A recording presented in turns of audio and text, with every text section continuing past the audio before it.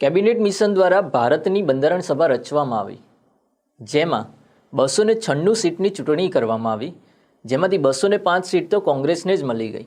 અને એટલા જ માટે એ બાબતથી ક્યાંય ને ક્યાંય નારાજ થયા મુસ્લિમ લીગ અને તેમણે ફરીથી અલગ પાકિસ્તાનની માંગણી શરૂ કરી. અને તેના જ ભાગ સ્વરૂપે 30 જુલાઈ 1946ના રોજ મોહમ્મદ અલી જીના દ્વારા એવું જાહેરાત કરવામાં આવી કે આગલી 16 ઓગસ્ટ 1946ના રોજ આપણે પ્રત્યક્ષ કાર્યવાહી દિવસની ઉજવણી કરીશું. અને તેની જ ઉજવણીની શરૂ થઈ હતી કોલકાતામાં. એટલે એવો પ્રશ્ન પૂછાય કે પ્રત્યક્ષ કાર્યવાહી દિવસ સૌ પ્રથમ કયા શહેરમાં ઉજવ્યો હતો? તો તે શહેર હતું કલકત્તા.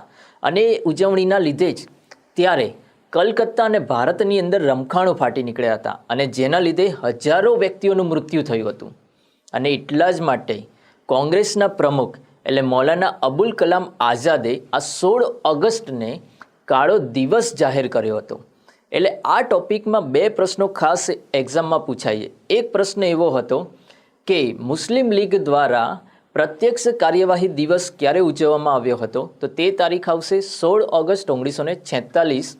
અને મૌલાના અબુલ કલામ આઝાદે આ 16 ઓગસ્ટને કયું નામ આપ્યું હતું? તો તેમણે આ દિવસને કહ્યું હતું કાળો દિવસ.